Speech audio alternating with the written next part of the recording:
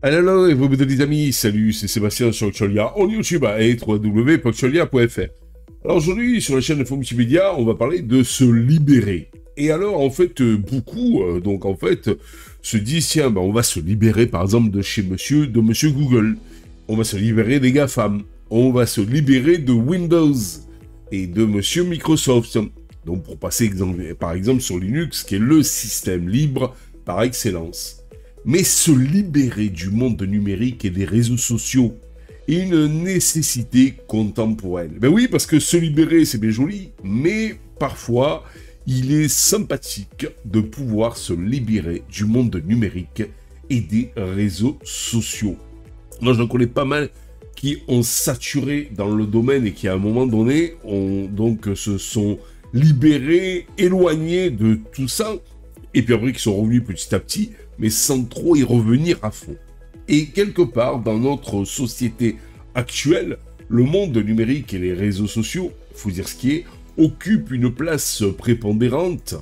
Smartphone, notifications, messages instantanés et fil d'actualité dictent souvent notre quotidien. Si les avantages de la connectivité numérique sont indéniables, informations à portée de main, communication instantanée et réseaux sociaux facilitant les échanges, ils s'accompagnent aussi de dangers insidieux. Dépendance, surcharge cognitive, anxiété et perte de contact avec le monde réel. Face à ces dérives, il devient essentiel de réfléchir à une désintoxication numérique, ou du moins à une meilleure gestion de notre relation avec ces fameux outils numériques. Mais comment faire? Voici quelques pistes pour se libérer, ne serait-ce qu'un peu, du monde numérique et retrouver un équilibre. Moi, cet été, par exemple, avec ma chère et tendre, eh bien, je m'étais libéré un petit peu la tête en allant, donc, tout simplement, eh bien, se baigner dans une rivière avec une eau de source magnifique, très bonne, très fraîche, loin de tous les gens, loin de tout le brouhaha, donc, en fait, que vous retrouvez à la plage. Et c'est vrai que c'est libérateur. Ça vous remet un équilibre parfait. Et en plus, c'est bon pour la santé.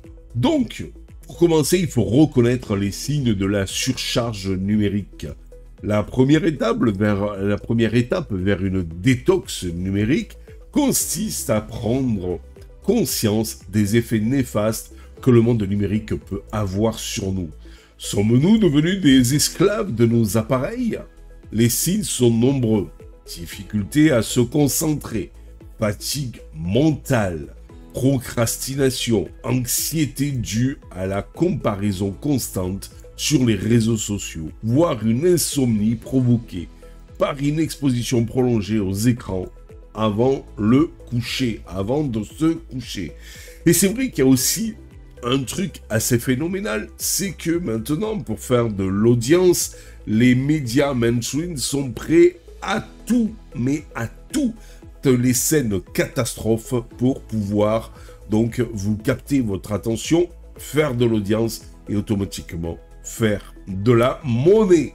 Si ces symptômes vous sont familiers, il est probablement temps de réduire votre temps d'écran. Reprendre le contrôle du temps passé en ligne. Une des raisons pour lesquelles les réseaux sociaux captivent tant et leur conception même. Ils sont pensés pour retenir l'utilisateur, avec des mécanismes de récompense sous forme de likes et des notifications régulières qui sont là pour vous informer. Il y a un nouveau message là, il y a un nouveau message là, il y a un nouveau message là. L'une des premières actions pour se libérer de cette entreprise est de fixer des limites claires. Voici quelques stratégies simples. L'utilisation d'applications de gestion du temps. Des outils comme ScreenTime par exemple, que vous retrouvez en natif sur l'iPhone ou Digital Wellbeing sur Android permettent de suivre et limiter le temps passé sur chaque application. Vous pouvez désactiver les notifications pour éviter l'interruption constante par des notifications.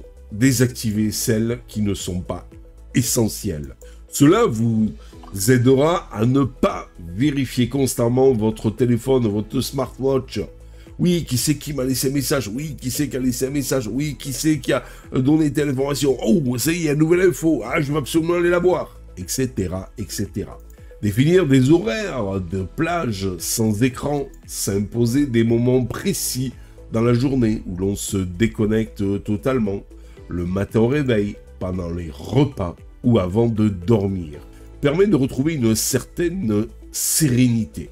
Adopter des alternatives à la connectivité numérique. Réduire son temps en ligne ne doit pas être perçu comme une privation, mais plutôt comme une opportunité de redécouvrir d'autres activités plus enrichissantes. Ces alternatives peuvent non seulement compenser l'absence de l'écran, mais aussi nourrir l'esprit et le corps.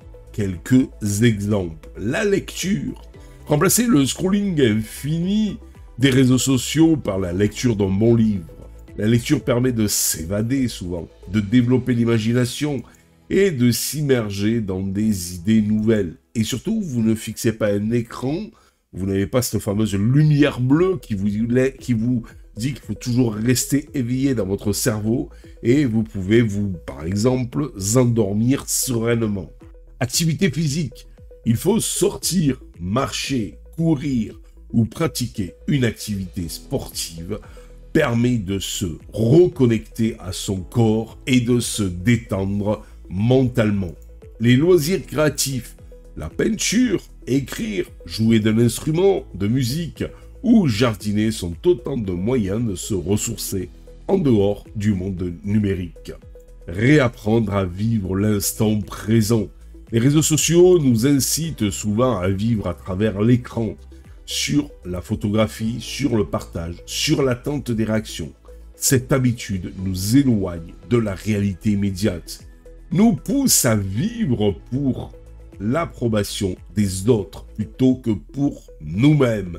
Pour retrouver un équilibre, il est nécessaire de réapprendre à apprécier les moments sans avoir besoin de les documenter. Que ce soit un repas partagé entre amis, une balade en nature ou un moment en famille. Prenez le temps de savourer ces instants, et en plus ça rime, sans la tentation des « je les affiche ». Se reconnecter aux autres autrement. Ironiquement, si les réseaux sociaux ont pour vocation de connecter les gens, ils créent souvent un sentiment d'isolement. Les interactions en ligne manquent parfois de profondeur et peuvent générer des malentendus. Prenez le temps de renouer avec des relations plus authentiques. Privilégiez les conversations en face à face. Passez du temps de qualité avec vos proches sans écran et redécouvrez le plaisir des échanges sincères. Vous remarquez rapidement que ces moments ont bien plus de valeur que des likes virtuels. Que certains se targuent d'avoir, par exemple, sur Facebook, 200 amis, mais dont ils connaissent peut-être voire même pas le vrai prénom. Pratiquez la pleine conscience numérique. Il ne s'agit pas de diaboliser les outils numériques qui sont bien sympathiques, mais plutôt d'apprendre à les utiliser avec conscience.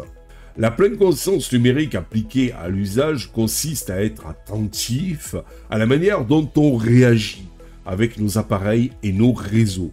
Prenez l'habitude de vous poser la question suivante: est-ce que cette activité en ligne m'apporte quelque chose de positif?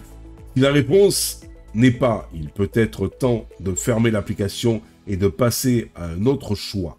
Eh bien, posez-vous des questions. Instaurer des moments de déconnexion réguliers. Enfin, il peut être bénéfique de prévoir des moments de déconnexion totale, que ce soit à travers des week-ends sans écran ou des vacances sans numérique. L'idée est de couper complètement avec le monde numérique pour se reconcentrer sur soi et son environnement immédiat. Les gens, comme on dit si bien, en IRL, c'est-à-dire de l'authentique, du réel.